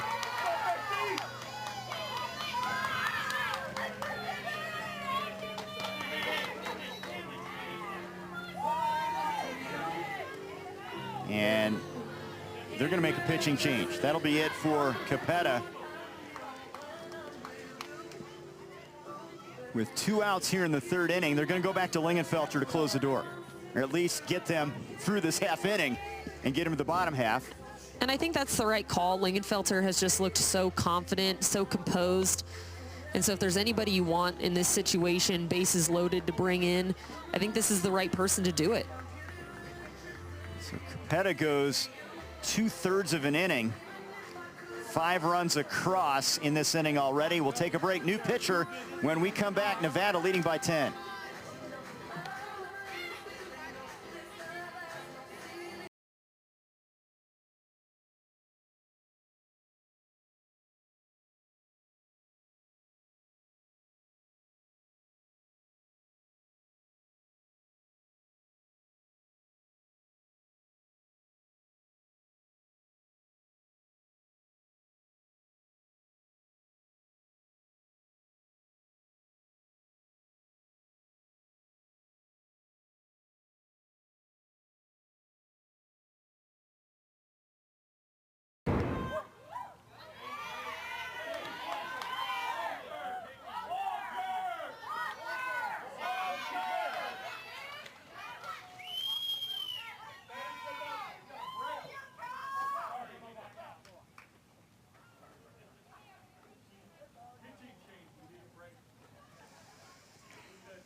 Raylan Lingenfelter back in the circle for the Summerlin South Little Leaguers, replacing Capetta.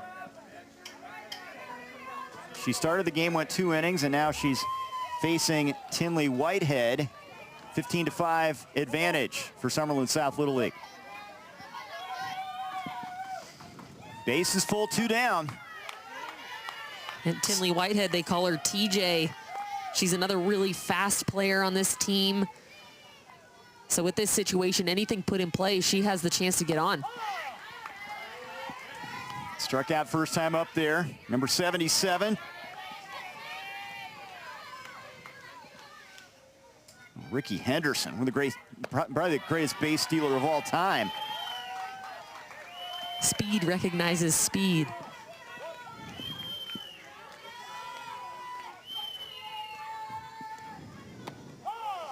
Strike called, full count. It's not easy to come out of the game, come back in this tight spot with the bases full. Takes a mental toll and a physical toll. Hard to get yourself to lock back in. Just missed inside, and she walks in a run. Whitehead picking up the RBI, and Utah just keeps coming. 15-6. This Utah offense does not quit. And they're not doing too much. It's the little things. It's being very selective. It's putting the ball in play, making the defense work. And everybody will have hit in this inning. Here's Layla Smith. Fouls it off. Nobody warming up. It's Lingenfelter's game right now. 9-run cushion. Good change right there. That was a beauty. That's a really good piece. Throwing that out the back of her hand.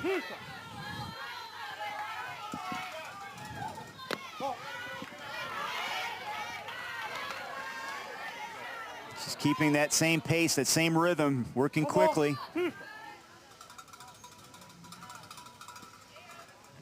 And the change again, and it strikes out Smith to end the inning. Big inning, though, for Utah. They put 6 on the board. They avoid the run rule. And we head to the bottom half of the 3rd inning. 15-6, Nevada.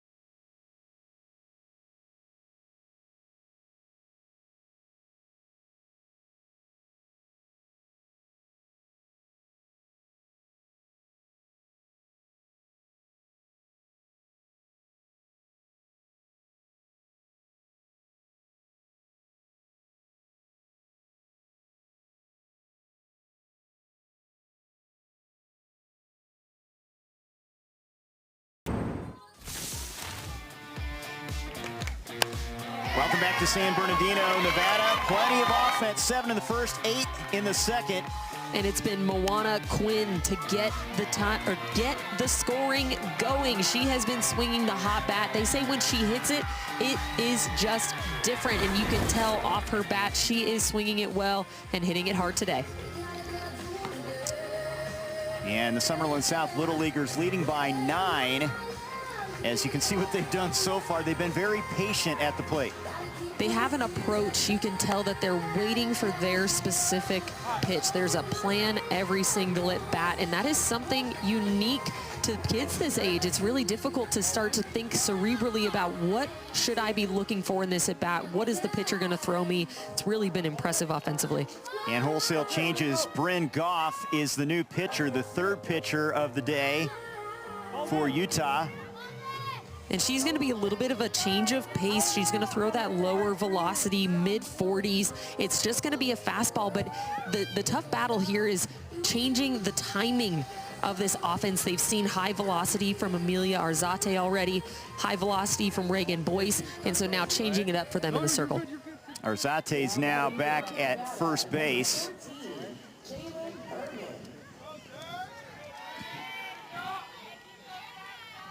Boyce is at second base. That's where Goff was. As a bunt attempt by Jalen Irvine, and she fouls it back. From a Nevada perspective, they can still close it out here and bring the 15-run rule into effect if they get 6 runs in this frame. But at least a single run could bring the 10-run rule into effect in the next inning. Irvine has walked a couple times. One ball, one.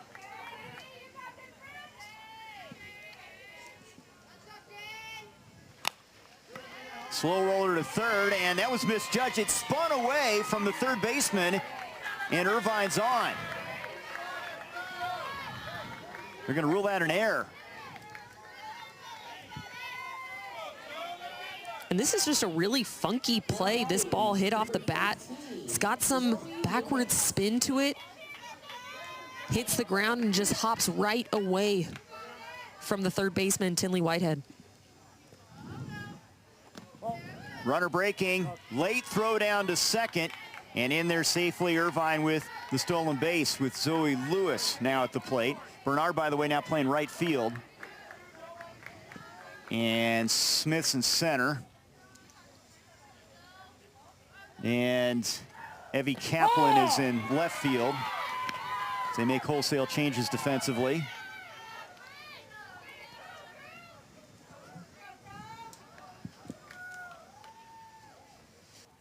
Lewis has been hit by a pitch and reached on an error so far.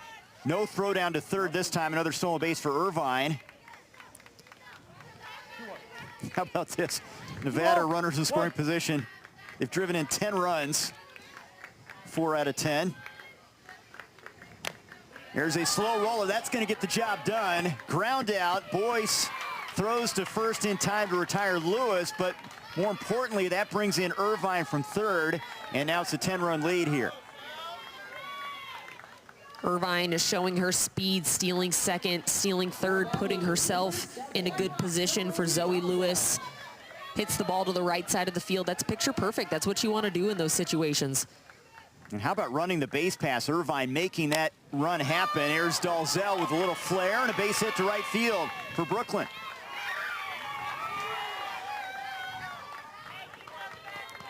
Another well-placed ball, just in no man's land. It's hit off the end of the bat and just drops where nobody can get it. A base hit for Brooklyn Dalzell. And you can see it. It's going to come off the end of her bat, low and away, out of the strike zone.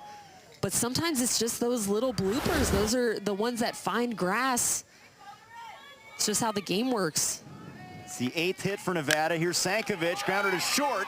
Minor past her and into left field, and making the turn is Dalzell around third. She's going to come around to score. Sankovic into third safely, and it's 17-6.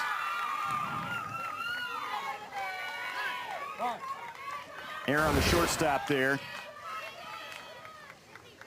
Sankovic hitting this ball hard. This is hard driven into the ground, goes underneath the glove of Minor and then continues into the outfield. And it's the chaos on the bases. Neither of the runners even blinked. They continued all the way around, and it's another run for Nevada.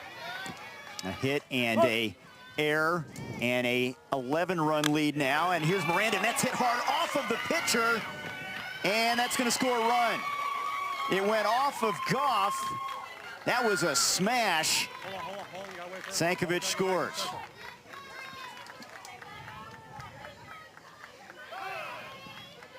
Shot. Miranda picks up the RBI. Yeah. Come on, coach. Come on. Good. And they're checking on her out there, making sure she's okay. This is a really hard hit ball. And as a pitcher, you have very little reaction time there. You're going to see this line drive right into the shin. And you have to give Goff credit. She sticks with it. She hustled after that ball, just not quite in time. So a single, an error, and a single. And it's an 18-6 game now, 3 across here in this inning, and making sure Goff is okay. That was one of the harder hit balls we've seen.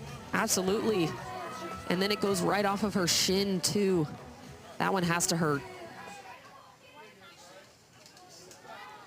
12-run lead here. Again, they could bring the 15-run rule into effect here in the bottom half of this third inning. It's 10 runs after 4 as Nevada is the home team. Just 1 out in the inning, a runner aboard. Stella Broberg at the plate. Adam Sandler, good choice.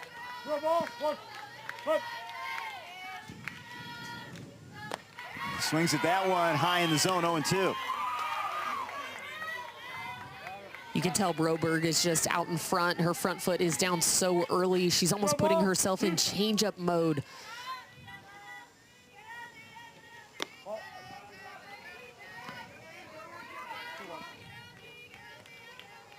$18 runs on 9 hits. 7 errors for Utah have been costly. Here's the 1-2.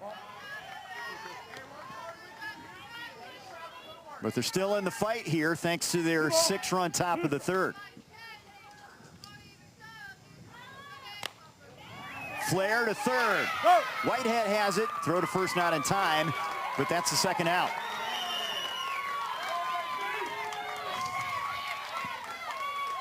It's a good job by Bryn Goff. Getting it close to the zone because she knows that Broberg is out in front.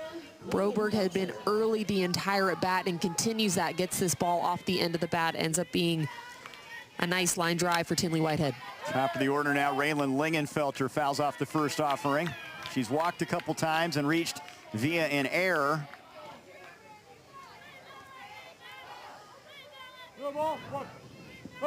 And the likely pitcher, when we move to the next half inning, she started the game, gave way to Capetta, and now back out there. As that throw is late down to second base as Miranda in there safely. It's a good read there by Miranda, recognizing the ball in the dirt, seeing it down and going automatically.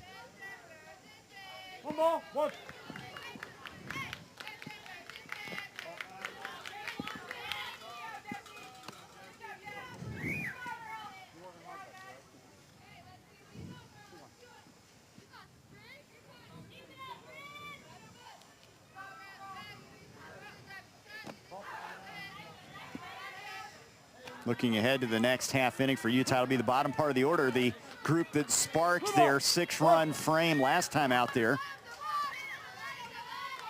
And it's been that second half that has been leading the way for them. And Lingenfelter's aboard via the walk for the 3rd time. She's had really great patient at-bats today. And you're wondering maybe if because she's a pitcher, she has that little extra edge when she's thinking about pitch calling and being in the box and kind of using that pitcher's mindset to help her as a hitter. And this brings the winning run to the plate here, Alexis Capetta. If she can take it out of here, this game's over. They have drawn 8 walks with runners in scoring position. Ground ball to second. Boyce with the tag, and that will end the inning. So we move on to the 4th. Nevada leading by 12. A chance to close it out via the 10-run rule. Through 3 here in San Bernardino.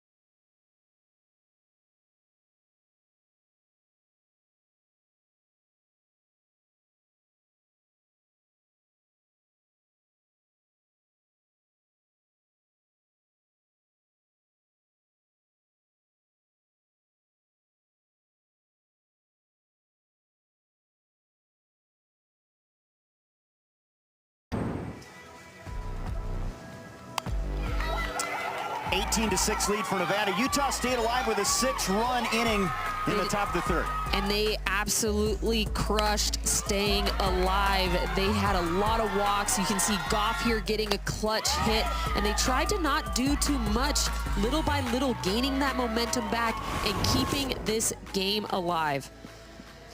So we move into the fourth as you see what the Santa Clara Little Leaguers have done.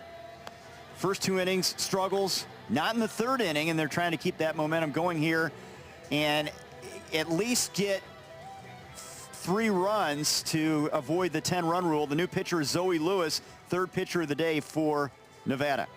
And Zoe Lewis is going to be their crafty pitcher. She's going to be spinny. She works a fastball, a drop curve, and a changeup. So once again, a different look than what they've seen before. So this is going to be their spinny, hit some spots, keep them off balance type of pitcher. One of their vocal leaders, 13 years old, will face Shaylee Nebeker here in the fourth inning.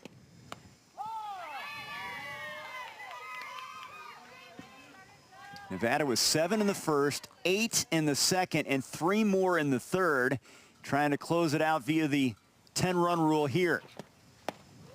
Nebeker late on that one. And you can already see the ball spinning out of her hand. Very tight spin, good down movement on those pitches. All right, good location. Strike called, 1 down. And it's a really good job by Zoe Lewis entering this game and just pounding the zone, finding strikes. That last pitch right over the heart of the plate just gets Nebeker looking. Having been a catcher, you're probably telling your pitcher, right, look, you're up 12, just bring it. Just bring it, make them put it in play. Tessa Hansen now, who singled in that big third inning.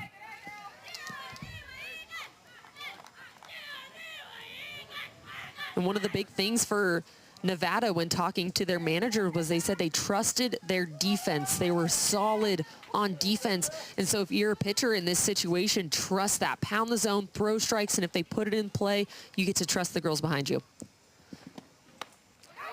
Grounder to second. Lingenfelter has it, 2 down.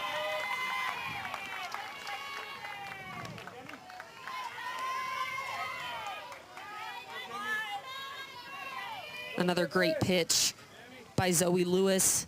And then the previous pitcher, Lingenfelter, showing off the glove work at second base, staying down on that ball for out number 2. Is there anything that number 13 can't do out there? I wouldn't be shocked if maybe they put her in the outfield next. Get some time behind the plate. She might be coaching. Yeah, she's a coach on the field. Had the complete game win against a good Arizona team.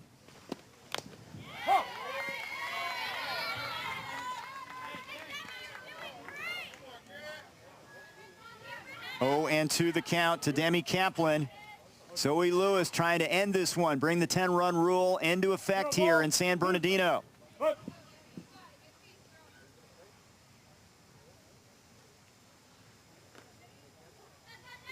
The 0-2, a little high with that one.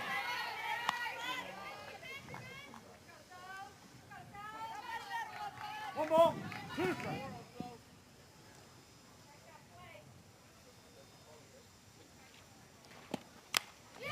Flair, foul ground, and it's caught by Vu to end it. They bring the 10-run rule into effect. The Summerlin South Little Leaguers hold off Utah 18-6. Plenty of offense for this Nevada team, and Lingenfelter again was fantastic in the circle. And Nevada just is showing that their motto is true. The job is not done yet. They have been so confident on both sides of the ball, really clean on defense, super patient approach up at the plate, and of course, great pitching from 3 of their pitchers. So Nevada moves to 2-0 as we take a look at our West Regional bracket. They move on. We have Hawaii and Northern California coming up, 6 Eastern time, 3 Pacific from Houghton Stadium. Really excited about that matchup between 2 really good Little League programs. But a Nevada team that has plenty of pitching and offense, they're a threat to win this West Regional. Allie, you have to be impressed with Lingenfelter and company, and more to come. Absolutely, and I think you should expect to see Lingenfelter out there again. She's been absolutely crushing, and I'm very impressed with this Nevada team. Thanks to Allie Shipman. I'm Trey Bender saying so long for now from San Bernardino as Nevada gets a big win in run rule fashion.